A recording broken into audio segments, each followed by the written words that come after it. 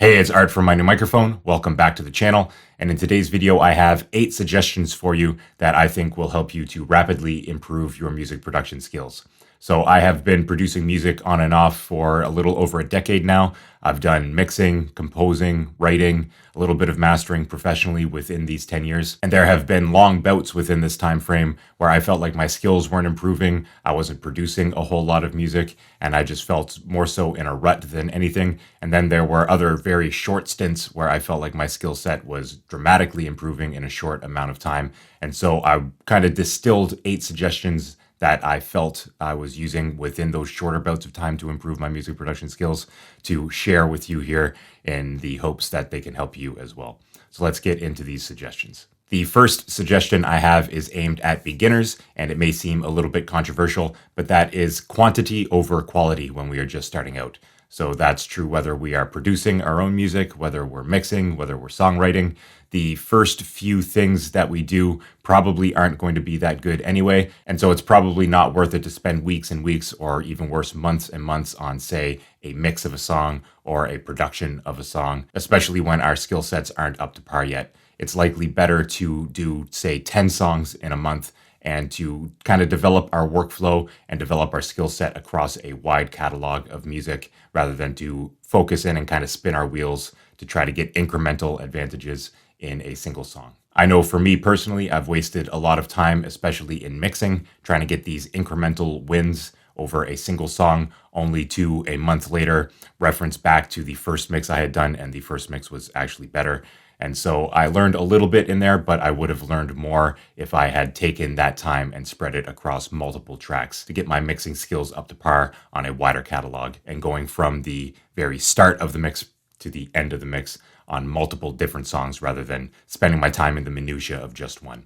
So number one suggestion I have for you, especially for you beginners, is quantity over quality. Don't worry about even releasing the music. Just try to get the work done as quickly and efficiently and to the best of your abilities as possible and move on. And then once you do have those skills, you can always return to those songs later and revisit them, rework them with your new skill set. Suggestion number 2 I have for you is to listen critically to your favorite productions. So we all have our own taste, our own sensibilities when it comes to music. After all, that's why we got into it in the first place, I'm assuming. And developing the habit of critically listening to your favorite productions will give you that sense of what you like about those productions that you can emulate in your own music. Now, I do have a video that I think will help you with your critical listening skills. I will leave a link to that in the description box down below. But basically, focus more on the production than the overall mix elements, especially if you're getting into mixing, because knowing exactly what EQ settings or what compressor settings were used is much harder than knowing, okay, I know I like the sound of that kick, for example, or that lead guitar. I like how that was panned, or the overall tone of that. And focusing more on the production elements of the track will give you a better sense of what you can work toward in your own mixes. So focus on critical listening, particularly to your favorite productions and the songs that have the overall mix aesthetic that you would like to go for with your own material or the material of your clients. Suggestion number 3 I have for you is to find a mentor, whether that is in real life, in person, or online. Of course, if you're watching this video on YouTube, I know that you are interested in learning more about mixing and music production, and I do have ebooks and courses on these subjects if you would like to check those out. I also offer some consulting if you're interested in that. You absolutely do not have to take any of my advice. I just offer those services and products for you. But I would highly suggest going out, and whether you go to a proper school like I did, where you would actually get into a studio and work hands-on on millions of dollars of equipment, or if you just find somebody who you really dig online and consume all of their free content or their paid content, but just to find somebody who's a little bit or a lot ahead of you, just to get a better sense of what music production and mixing is all about. Especially when we are just starting out, there's a whole bunch of stuff that we don't know that we don't know. So having a mentor can kind of illuminate the path for you and show you not only the professional way of doing things, but also to show you things that you may not have even known about when you were starting your music production journey. So as with anything in life, I think mentors are incredibly important. That's why I took it upon myself to start this YouTube channel and my blog at mynewmicrophone.com. Again, you don't have to take any of my advice, but I would highly suggest investing in a mentor if you're really serious about bringing up your music production skills to the next level. Suggestion number 4 I have for you to rapidly improve your music production is to focus on one skill at a time and learn that skill to the fullest. So let's say you want to learn a bit of music theory. Let's focus on that for a week or a month or any set of time that you feel comfortable with, and even dive a little bit deeper. So do we want to learn about harmony, about the modes, let's say, about chord scale relationships, about rhythm? Pick something to focus on and spend, like I said, a couple days, a week, a month, really focusing and diving deep into that. Try to produce a few songs with that at top of mind, and this will help you to really internalize these concepts rather than trying to learn everything at once and dealing with the overwhelm and the lack of directionality, if you will, once you get into the mix and you have all of these things to take care of. So focus on one thing at a time. This could be learning an instrument. It could be learning a virtual instrument, let's say. It could be song structure, arrangement, songwriting, mixing, mastering. The list really goes on forever, and within each of those broader categories I mentioned, there are a bunch of other subcategories to get into. But to take your time and go deep on any one of these topics, I think will be very beneficial in the long run,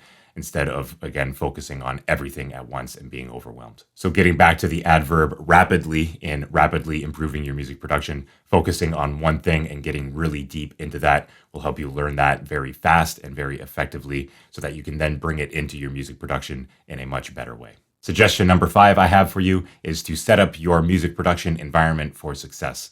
Now, a lot of us, when we're starting out, we are using laptops to produce our music, and that's fine. You can take it pretty much anywhere you go.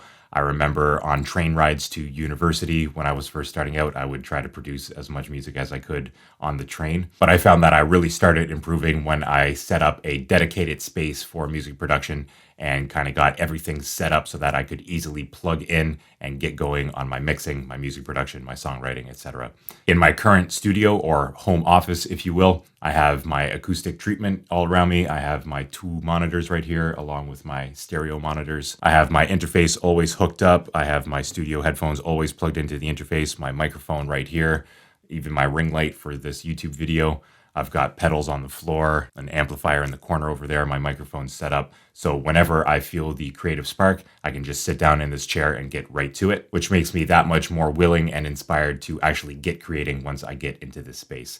If I had to plug everything in every time I came into the studio, then I would get a lot less done, and I think I would feel a lot less inspired. So one suggestion to help kind of develop the habit of getting into music production is to set up a dedicated space where you can just go in there, kind of close the door, and be in your own world in music production.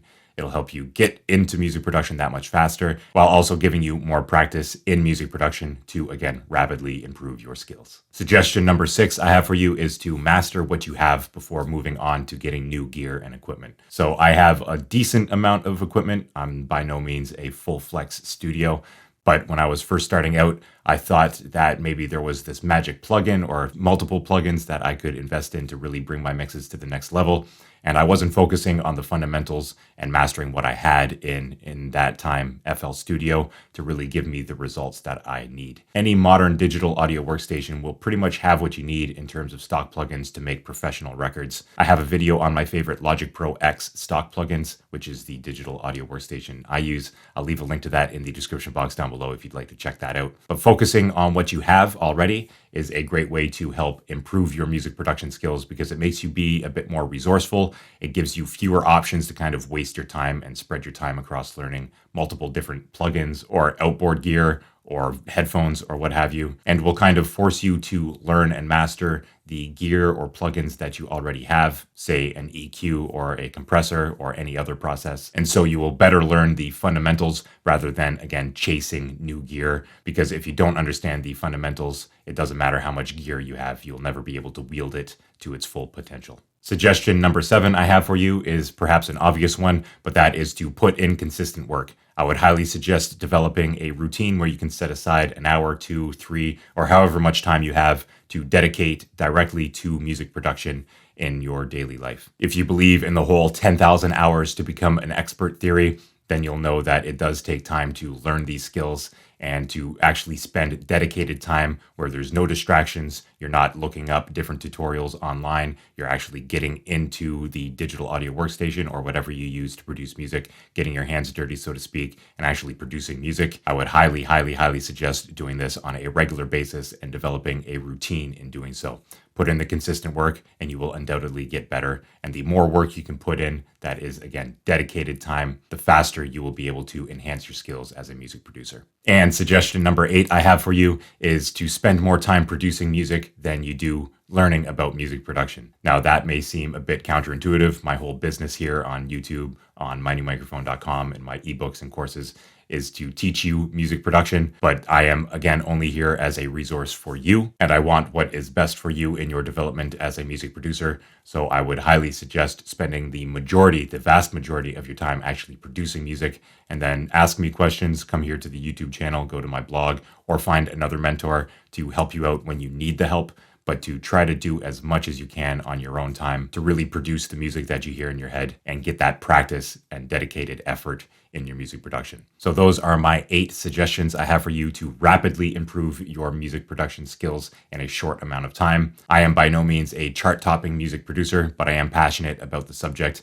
and sharing what I know about it here on YouTube and elsewhere online. So again, I've gone through phases where I've learned a lot about music production and have really increased my skills dramatically in a short amount of time. And then I've gone through long slogs where I have not improved my skills whatsoever, or at least I felt that way. And so these 8 suggestions are largely based on personal experience to help you improve as a music producer. So once again, they are quantity over quality, especially in the beginning, listening critically to your favorite productions and trying to emulate what you like, finding mentors, finding a weekly or monthly or even daily focus, and really diving deep on individual subjects within music production before bringing them all together into the more holistic view of music production. Setting up your music production environment for success, whatever that may be.